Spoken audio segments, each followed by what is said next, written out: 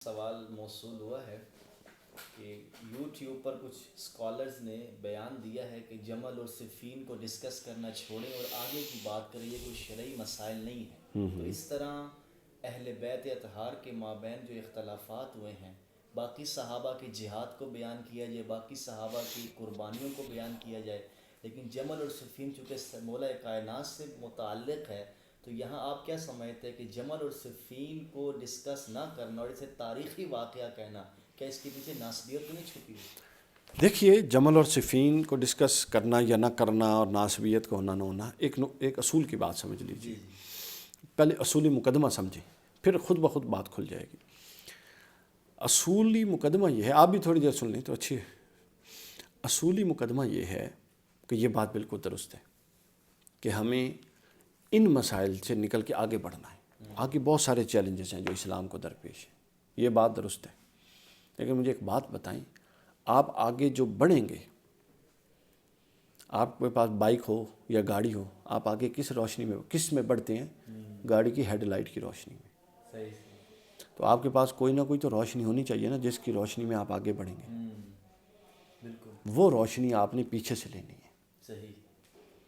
اور جب آپ پیچھے جائیں گے تو پیچھے پھر آپ کو روشنیوں کے دو بلب ملیں گے، ایک کالا بلب اور ایک سفید بلب، سمجھیں؟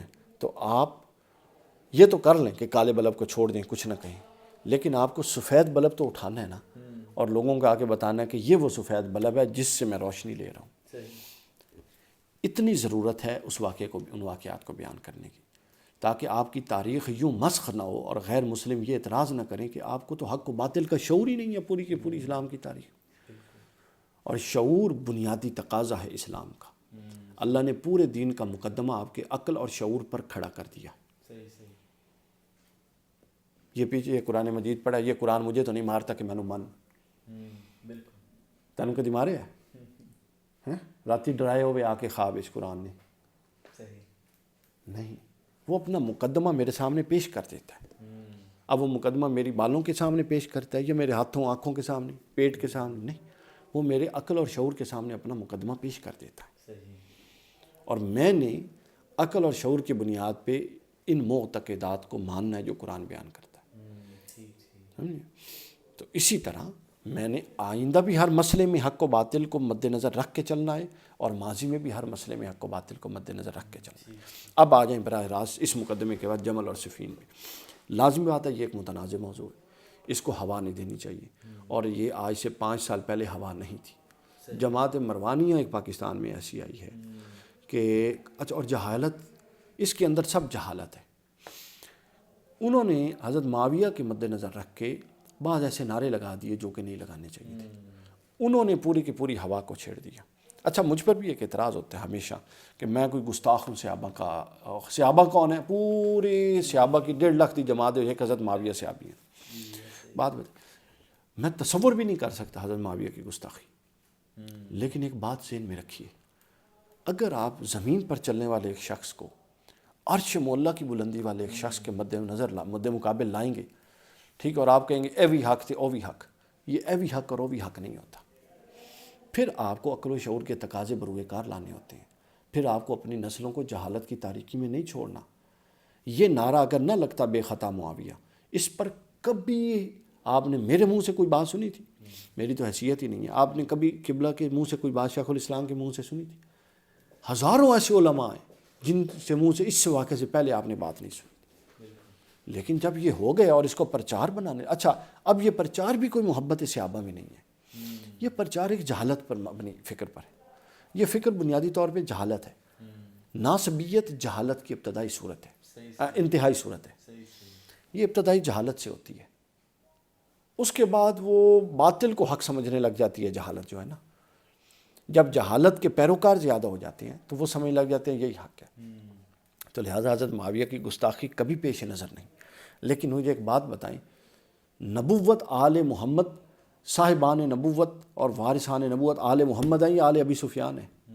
یہ کتنا بڑا ظلم ہے کہ اس دور میں آل محمد کے مد مقابل آل ابی سفیان کو کھڑا کر دیا جائے۔ یار، حضرت ابو سفیان کو انہوں نے آخر پہ اسلام قبول کر لیا، حضرت معاویہ صحابی ہیں، اسلام قبول کر لیا، سمجھ آئیے؟ یعنی کوئی بات ہے کرنے والی. آپ آل رسول محمد صلی اللہ علیہ وسلم اور ان کی آل کے مد مقابل آل ابی سفیان, یا تو پھر آپ طے کر لیں کہ وہی آل محمد پر نازل ہوئی تھی یا آل ابی سفیان پر اور ابو سفیان پر نازل ہوئی تھی.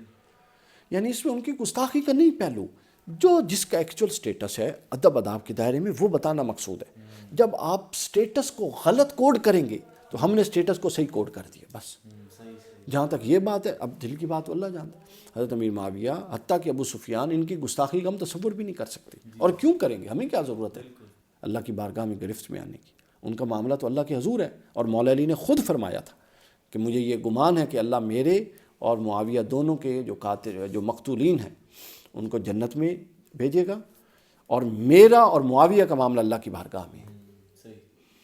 حضور نے فرمایا جس نے مجھ سے علی سے جنگ کی اس نے مجھ سے جنگ کی, جس نے علی سے صلح کی اس نے مجھ سے صلح کی, جس نے علی سے بغض رکھا اس نے مجھ سے بغض رکھا, جو علی کے خلاف تلوار اٹھائے گا وہ میرے خلاف, جس نے علی کو گالی دی اس نے مجھے گالی. یہ سب کچھ ہوتا رہا تو کیا ہم یہ سارا چیپٹر کلوز کر دیں؟ پھر آپ ایسا کریں, اگر یہ گستاخی ہے نا تو بخاری بھی گستاخ ہے, مسلم بھی گستاخ ہے, ابو داؤد بھی گستاخ ہے, ترمذی بھی گستاخ ہے, مرغینانی بھی گستاخ ہے, صاحب ہدایہ بھی گستاخ ہے, ہر کوئی گستاخ, یہ اپنا تفتازانی بھی گستاخ ہے. یہ سب گستاخ ہیں جنہوں نے یہ لکھا ہے کہ امیر معاویہ کے حضرت امیر معاویہ رضی اللہ تعالیٰ کے معاملے میں سقوط ہے, اور وہ سقوط ان کے کفر اور لعن کے باب میں ہے. آپ کافر بھی نہیں کہیں گے, لعنت بھی نہیں کریں گے, اور ان کے ادب صحابیت میں سقوط اختیار کریں گے. اسحاق بن راویہ پر پھر کیا فتویٰ جو کہتا ہے کوئی ایک حدیث صحیح قول ہی نہیں ہے ان کے شان میں, کیا ان کے لیے یہ اچھا عمدۃ القاری کے بارے میں صاحب عمدۃ کیا ہوتا ہے, وہ کہتا ہے کیا وہ اس پر راضی نہیں ہے کہ ان کے بارے میں زبان بند کی جائے. ایک شخصیت کا کردار سامنے ہے نا, ساری عمر انہوں نے اسلام کے خلاف جنگیں لڑی. اچھا اس کے بعد پھر وہی کو وہی معاملہ چلتا رہا, مخالفت سے بات نہیں نہ آئے. تو لہٰذا یہ کوئی گستاخی کا پہلو نہیں ہے, یہ مقدمہ سمجھنے کی ضرورت ہے نوجوانوں کو. یہ کوئی گستاخی کا پہلو نہیں ہے, یہ ہر ایک کو اس کا ایکچول سٹیٹس دینے کے, اور ناسبیت کیا ہے اہل بیت کا سٹیٹس کم کیا جائے, اور رافضیت کیا ہے اہل بیت کو وہ سٹیٹس دیا جائے جو اللہ نے نہیں دیا.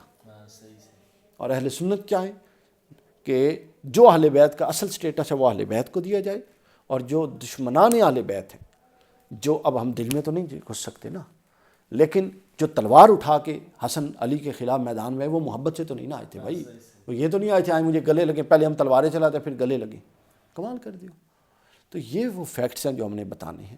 ان فیکٹس کا کہیں گستاخی سے دور کا بھی تعلق نہیں, اور یہ نہیں بتانے چاہیے. لیکن جب آپ ایک ایسا موضوع چھیڑ دیں تو نصوص قرآنی کا تقاضا یہ ہے کہ آپ حق بیان کریں اور باطل کی تردید کریں. یہ باطل کی تردید ہو رہی ہے, کسی فرد کی نہیں ہو رہی, یا کسی فرد کی گستاخی کا تو تصور بھی نہیں ہو رہا, سمجھے نا. لہٰذا یہ جمل اور صفین کو چھوڑنا چاہیے, آگے بڑھنا چاہیے, لیکن حق کا چراغ لے کے کس روشنی سے آگے بڑھو. میں نے پہلے مثال دی ہے, لائٹ, آپ کے پاس بائک ہے پھر بھی روشنی چاہیے, آپ کے پاس کار ہے پھر بھی چاہیے. پرانے دور میں ایک سائیکل ہوتا تھا چائنا کا, اس کے آگے لائٹ لگاتے تھے. اگر آپ کے پاس اندھیرے میں لائٹ نہیں ہوگی تو پھر آپ پتہ کیا کریں گے, گاڑی ٹھوکیں گے کہیں پہ, ٹکرے نہیں ماریں گے, ٹھوکیں گے کہیں پہ. اور ٹھوکنے میں دو نقصان ہیں, آپ کی گاڑی بھی جائے گی, آپ کی جان بھی جا سکتی ہے, اور آپ اگلے کی جان بھی لے سکتے ہیں. تو ہم جو اہل بیت کا اصل سٹیٹس بیان کرتے ہیں, ہم اپنی جان بھی بچاتے ہیں, اپنی گاڑی کو بھی بچاتے ہیں, اور اگلے کی جان بھی بچاتے ہیں.